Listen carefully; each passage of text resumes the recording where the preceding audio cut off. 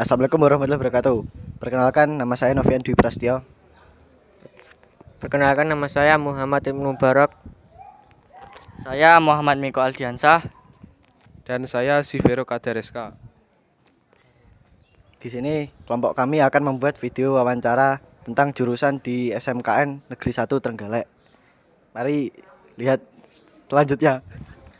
Assalamualaikum warahmatullahi wabarakatuh. Kali ini kita akan mewawancarai salah satu guru di jurusan TPM, yaitu Perkenalkan, nama saya Ibu Pambayun Leliana Widiati.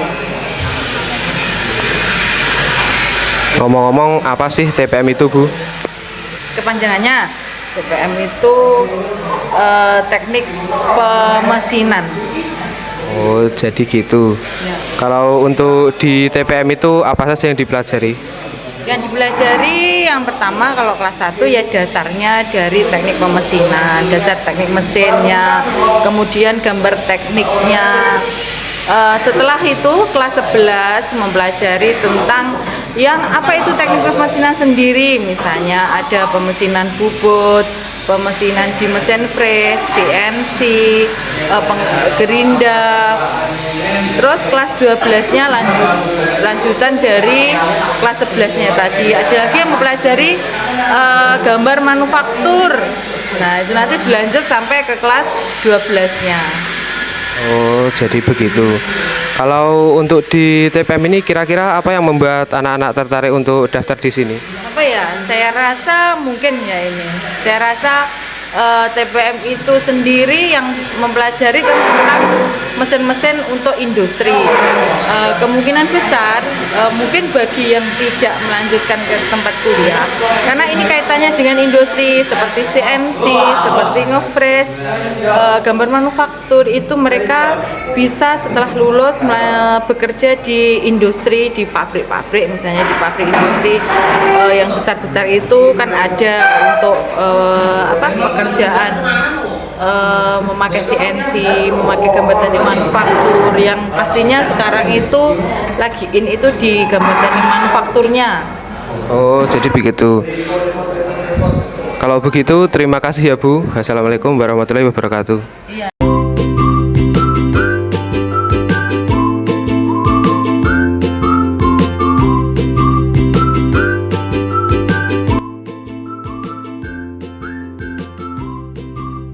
Assalamualaikum warahmatullahi wabarakatuh. Kali ini kita akan mewawancarai salah satu guru bengkel di jurusan TITL. Namanya siapa, Pak? Siswanto. Untuk jurusan TITL itu mempelajari apa saja? Mempelajari tentang distribusi tenaga listrik, transmisi, terus instalasi motor, instalasi tenaga, instalasi penerangan listrik, dan PLC serta pneumatik. Itu. Untuk jurusan TITL itu apa sih?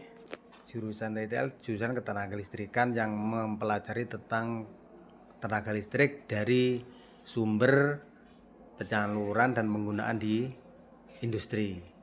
Oh, jadi begitu.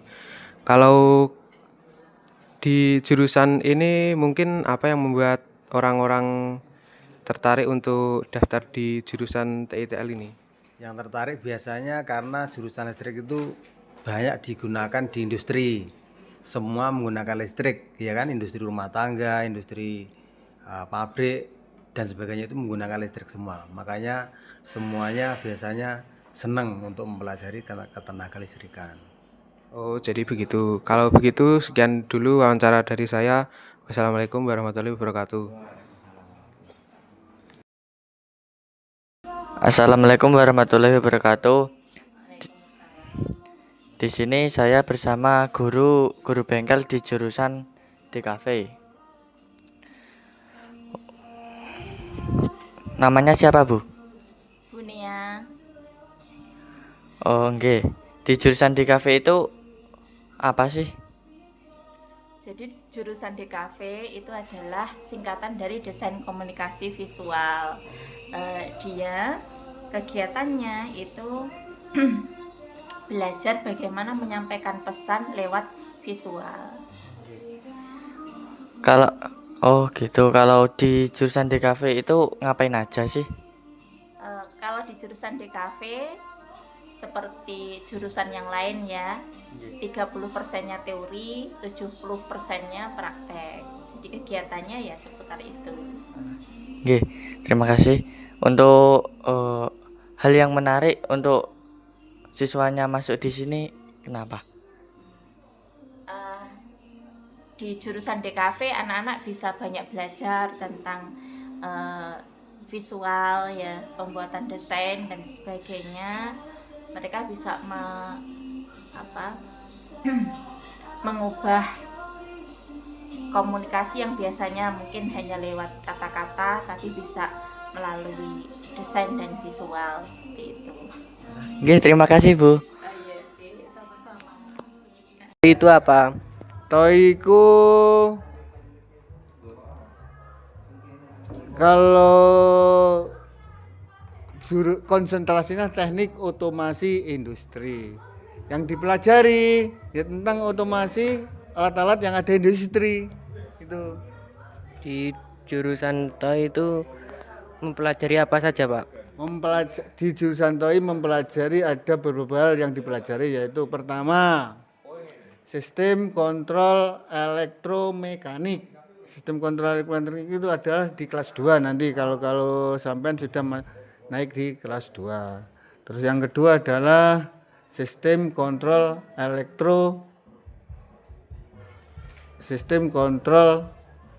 elektronik itu. Terus yang ketiga adalah sistem kontrol industri. Terus yang lain adalah sistem robotik. Terus yang terakhir adalah sistem kontrol pneumatik dan hidrolik gitu. Nggih, Pak, sampun matur suwun. Ngono. Oh ya. Assalamualaikum warahmatullahi wabarakatuh. Saya saat ini bersama dengan Bu Febi. Bu Febi dari APHP. APHP itu apa sih, Bu? Agribisnis pengolahan hasil pertanian. Jurusan yang mengolah hasil-hasil pertanian dan menganalisanya ya, termasuk pengetahuan bahan juga, kan menganalisa dan kita juga ada untuk misalkan keamanan pangan. Jadi pangan itu harus aman untuk dikonsumsi. Di APHP itu ngapain aja sih, Bu? Nah, ini pertanyaan yang ngapain aja ya? Aku ngapain aja? Ini pertanyaan tadi dia Bu Krisna ya, Bu ya.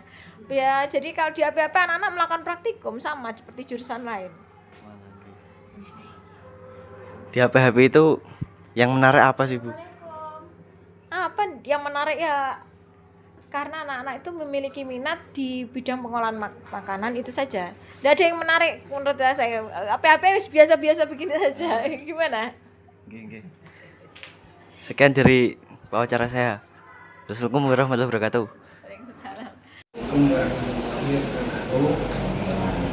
Kami dari kelas 10 PAI 2 ini mewawancarai guru jurusan TPSM. Dengan ini tugas informatika yang berkelompok anggota Krisna Nova Sefuriski, Septian Fauzi, Teza Aviano, dan Rizky Dwi. Ini dengan Bapak siapa? Perkenalkan, nama saya Sari Cahyono, saya ngajar di jurusan TPSM. Terima kasih. Satu, langsung saja Pak. Ya. Satu, apa saja mata pelajaran utama yang dipelajari di jurusan ini? Untuk yang di jurusan TPSM atau PSM, materi yang utama itu mempelajari tentang diagnosis kantor. Hanya saja di SMK itu kan 3 tahun, ada kelas 10, kelas 11, dan kelas 12. Jadi beberapa materi yang kelas 10 itu untuk dasar semua, jadi dasar-dasarnya teknik, mulai dari mengatur, kemudian konversi energi, mesin bakar dan bakar. Kemudian di kelas 11 itu sudah masuk ke materi yang 3 motor, mulai dari pemilihan menjadi 3, pemeliharaan dan perawatan engine sepeda motor, kemudian perawatan dan pemeriksaan dan perawatan kelistrikan sepeda motor, pemeriksaan dan perawatan sasis sepeda motor. Ada engine, ada listrik, ada sasis.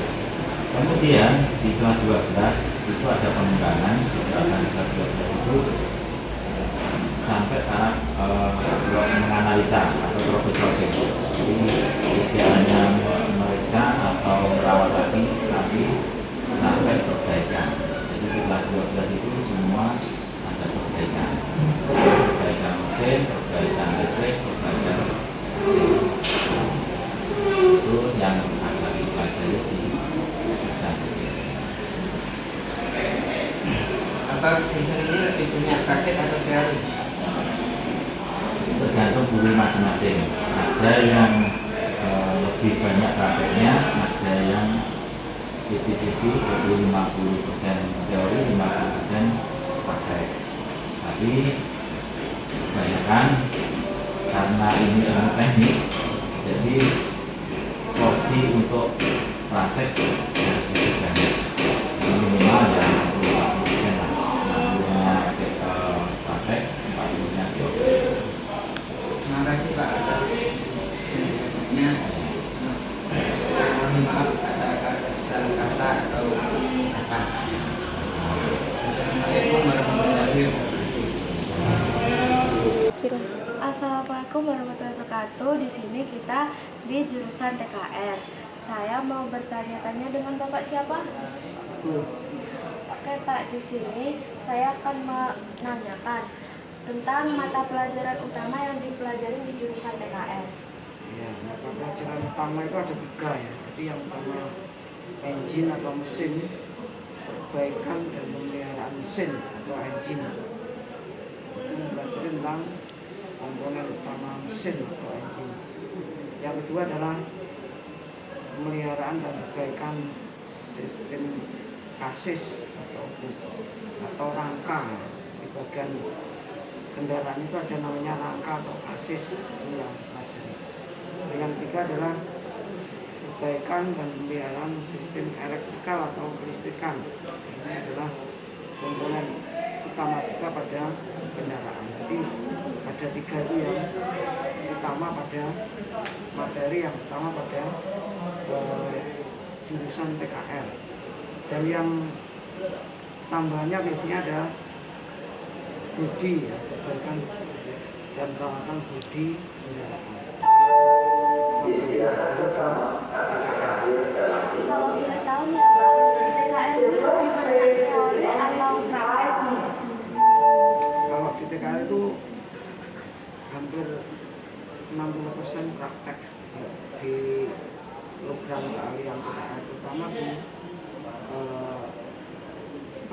materi kejuruan. Kenapa? Karena kalau hanya teori itu saja nanti akan kesulitan ya. Karena yang namanya dunia otomotif itu selalu berkembang, tidak hanya itu saja, selalu berkembang ya. Sama dengan komputer, sama dengan HP. Jadi kalau kita hanya teori tidak akan mampu untuk mengikuti teknologinya. Itu dari TKR. Nah Pak, ini yang menjadi ciri khas dari TKR yang lebih menonjol daripada jurusan-jurusan lainnya itu apa Pak? Ya, TKR itu ibaratnya ya di sini kedisiplinan pertama ya. Jadi jurusan TKR ini dituntut disiplin. Kenapa? Karena kalau di TKR tidak disiplin ya, tidak orangnya tidak apa ya seperti tidak disiplin itu akhirnya akan mempengaruhi dari proses pembelajaran. Jadi yang pertama disiplin. Yang kedua biasanya PKR itu akan tadi ya selalu mengikuti teknologi ya. Jadi selalu mengikuti perkembangan zaman, tidak statis, tidak hanya diam.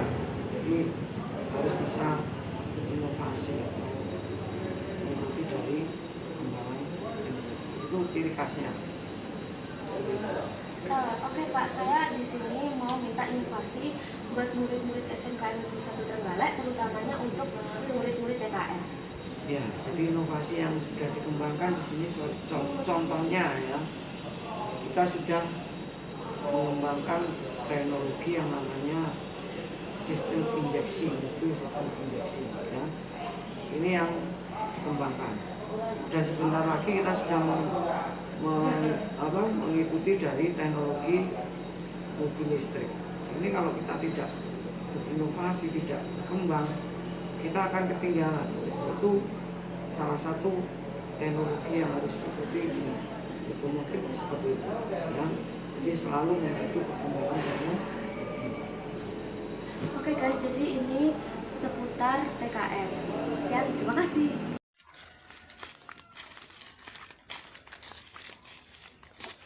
Selamat pagi. Saya ingin melakukan wawancara singkat terkait proses penerimaan siswa baru. Apakah bersedia? Siap, bersedia. Jurusan apa yang ingin kamu pilih? Jurusan TOI. Kamu ketahui tentang jurusan TOI? Teknik otomasi industri. Apa yang kamu ketahui tentang proses pendaftaran? Mengikuti jadwal pendaftaran sekolah. Apakah kamu mengetahui tahapan pendaftaran? Dimulai dari pendaftaran, verifikasi, lalu pengumuman hasil. Saja jalur masuk yang kamu ketahui? Yang saya tahu afirmasi dan prestasi. Menurutmu apa saja persiapan teknis yang perlu dilakukan? Memastikan semua berkas sudah lengkap sebelum mendaftar. Terima kasih atas waktunya. Sama-sama.